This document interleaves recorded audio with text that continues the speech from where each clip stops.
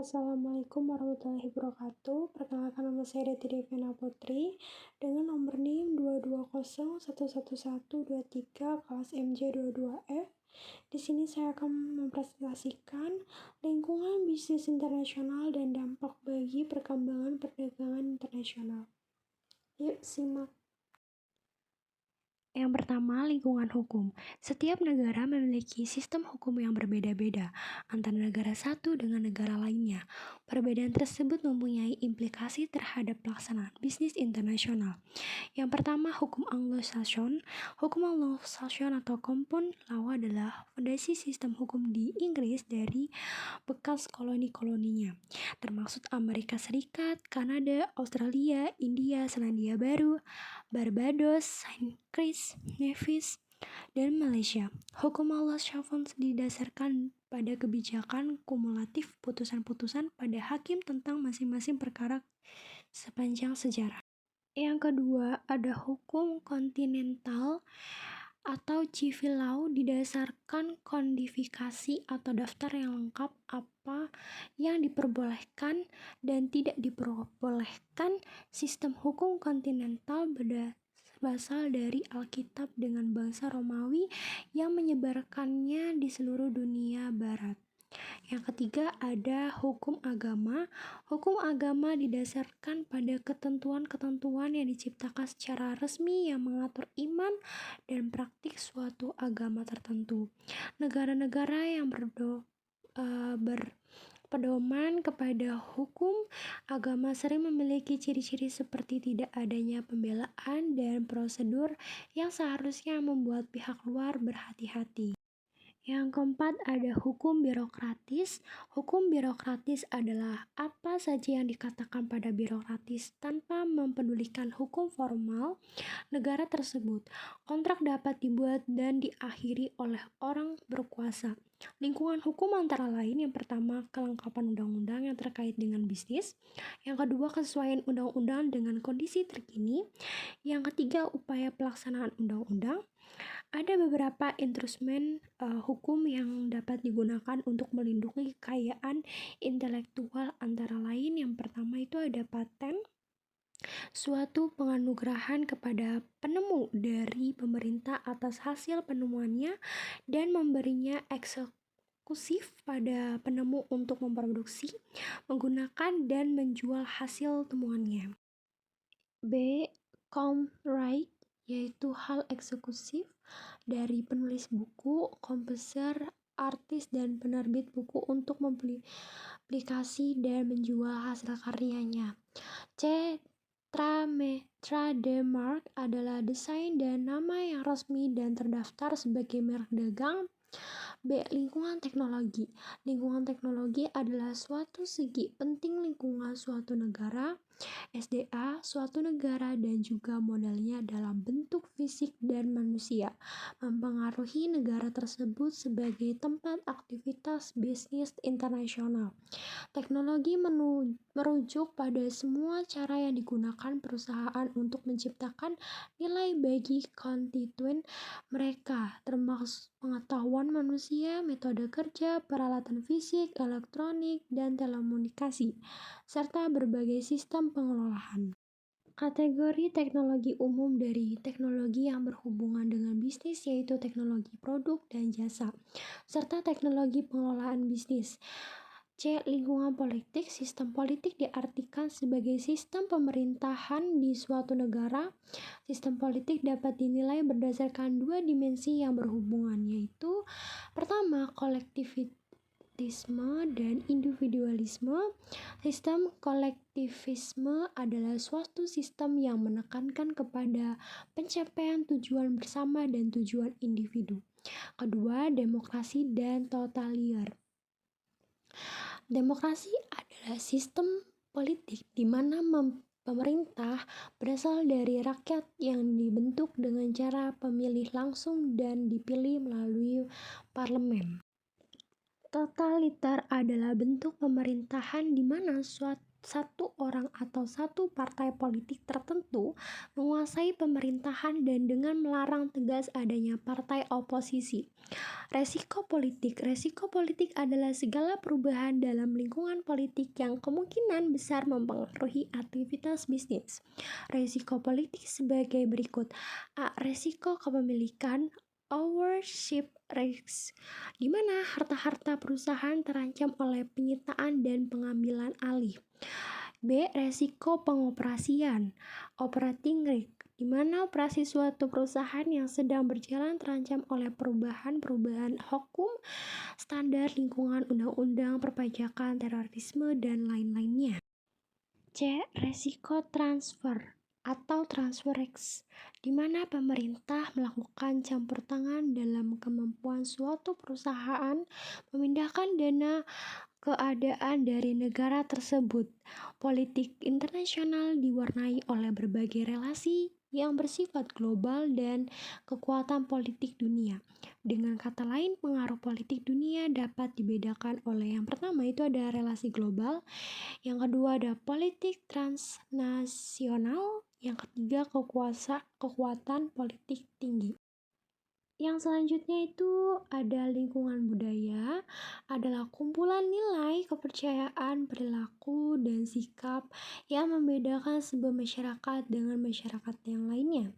Menurut pendapat Halstead, Weir, dan Weber dapat disimpulkan bahwa budaya sebagai suatu sistem nilai-nilai dan norma-norma yang diberikan pada suatu kelompok atau komunitas manusia dan ketika itu disepakati atau disahkan bersama-sama sebagai landasan dalam kehidupan. Nilai-nilai diartikan sebagai ide-ide abstrak mengenai apakah suatu kelompok mempercayai kebaikan, kebenaran, dan keinginan. Nilai-nilai tercermin pada sistem politik dan ekonomi suatu masyarakat. Sebagai contoh, kapitalisme pasar bebas adalah cerminan dan filosofi yang menekankan kebebasan individu. Di dalam nilai ini terdapat sikap attitude Rothman dan Reinhardt 1995 norma, sedangkan norma-norma diartikan sebagai aturan-aturan sosial dan petunjuk-petunjuk yang menentukan perilaku dalam keadaan tertentu. Faktor-faktor yang mempengaruhi budaya. Nilai atau norma-norma suatu budaya tidak akan muncul dari manapun yang terbentuk secara utuh, namun semuanya berevolusi dengan sejumlah faktor yang bekerja dalam suatu masyarakat. Faktor-faktor ini meliputi filosofi, politik, dan ekonomi, struktur sosial masyarakat, kelompok agama mayoritas, bahasa, serta pendidikan. Struktur sosial suatu masyarakat adalah organisasi sosial yang mendasar. Ada dua dimensi utama penggerak ketika kita ingin menjelaskan perbedaan budaya yaitu yang pertama, dimensi pertama, tingkat di mana unit dasar dari struktur organisasi adalah individu yang merupakan lawan dari kelompok dalam masyarakat. Yang kedua, dimensi tingkat di mana suatu masyarakat terbagi dalam kelas-kelas atau kasta-kasta. Implikasi pada bisnis. Bisnis internasional berbeda dengan bisnis domestik karena negara-negara dan masyarakatnya berbeda. Masyarakat berbeda karena kebudayaan mereka berbeda. Budaya mereka berbeda karena pemahaman yang berbeda di dalam struktur sosial, agama, bahasa, pendidikan, filosofi ekonomi, dan filosofi politik. Ada dua implikasi penting dalam bisnis internasional. Yang pertama muncul dari perbedaan-perbedaan ini, yaitu pertama itu ada pemahaman tentang silang budaya. Yang kedua, budaya dan keunggulan bersaing. Selanjutnya ada budaya dan politik. Secara umum budaya dan politik terbagi atas 3. Yang pertama itu ada budaya politik apatis, acuh, masa bodoh, dan pasif. Yang kedua budaya politik mobilisasi, didorong atau disengaja dimobilisasi. Yang ketiga budaya politik partisipasi, aktif. Dalam bisnis internasional, setiap organisasi berusaha memanfaatkan kekhasan budayanya untuk menggerakkan kompetensi inti, menggerakkan setiap elemen untuk meraih kepentingan maksimal, bahkan mampu mengembangkan diri kepada domain-domain baru. Pada ujung ujungnya, setiap organisasi yang terjun di kanda bisnis internasional memerlukan budaya yang cocok sesuai dengan kondisi objektif di lapangan, memiliki kesesuaian konteks dan strategi bisnis perusahaan, mampu melaraskan diri, mengantisipasi, beradaptasi, dan berasosiasi dengan kinerja superior.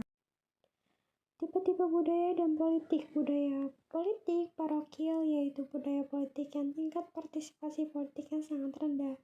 Politik kaula subjek yaitu budaya politik yang masyarakatnya yang bersangkutan sudah relatif maju baik sosial maupun ekonominya tetapi masih bersifat pasif. Yang ketiga, budaya politik partisipan yaitu budaya politik yang ditandai dengan kesadaran politik yang sangat tinggi. Risiko politik dalam bisnis internasional. Setiap tindakan dalam organisasi bisnis adalah politik kecuali organisasi charity atau sosial. Faktor-faktor tersebut menentukan kelancaran berlangsungnya suatu bisnis. Dampak perdagangan internasional. Perdagangan internasional mempunyai dampak pada negara-negara yang terlibat.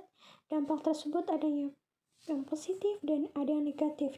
Di antara dampak yang positif ialah A. Dampak positif perdagangan internasional mempercepat persahabatan antar-bangsa. Perdagangan antar negara membuat setiap negara dapat dipererat persahabatan negara-negara yang bersangkutan. Menambah kemakmuran negara. Perdagangan internasional dapat menaikkan pendapatan negara. Dengan meningkatkan pendapatan negara dapat menambah kemakmuran negara. Menambah kesempatan kerja. Dengan adanya perdagangan antar negara, negara pengekspor dapat menambah jumlah produksi untuk konsumsi luar negeri. Naiknya tingkat produksi ini akan memperluas kesempatan kerja, mendorong kemajuan ilmu pengetahuan dan teknologi. Persaingan perdagangan internasional mendorong negara pengekspor untuk meningkatkan ilmu dan teknologi agar produknya mempunyai keunggulan dalam bersaing. Sumber pemasukan kas negara. Perdagangan internasional dapat meningkatkan sumber devisa negara. Bahkan banyak negara yang mengandalkan sumber pendapatan dari pajak, impor, dan ekspor. B. Dampak negatif perdagangan internasional.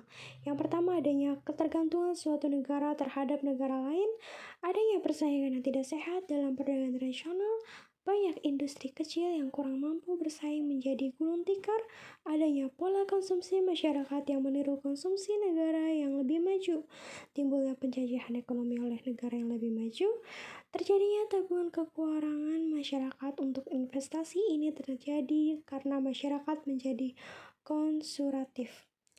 Neraca perdagangan dan neraca pembayaran. Neraca perdagangan ini merupakan catatan yang berisi nilai barang-barang yang diekspor maupun diimpor oleh suatu negara. Neraca perdagangan dibuat agar suatu negara dapat mengetahui perkembangan perdagangan internasional yang dilakukan. Yang kedua, itu ada neraca pembayaran. Merupakan catatan yang berisi pembayaran dan penerimaan dari luar negeri. Yang dicatat di dalam neraca pembayaran hanyalah transaksi ekonomi. Transaksi yang menimbulkan hal untuk menerima pembayaran penduduk disebut transaksi kredit, sedangkan transaksi yang menimbulkan kewajiban untuk membayar penduduk negara lain yang disebut transaksi debit.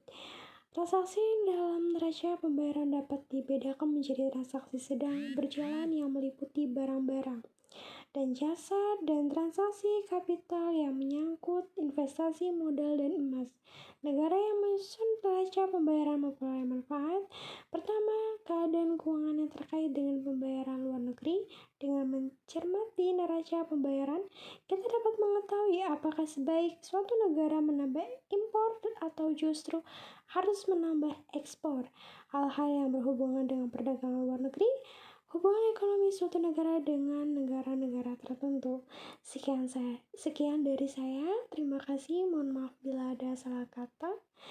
Saya akhiri. Wassalamualaikum warahmatullahi wabarakatuh.